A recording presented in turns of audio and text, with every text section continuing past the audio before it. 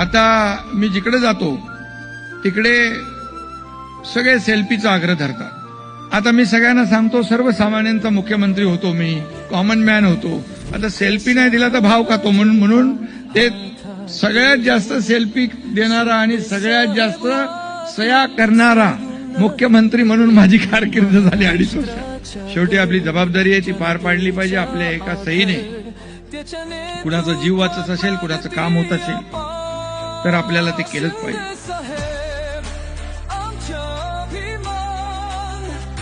महाराष्ट्र माझ्या त्या विकासाच्या जगा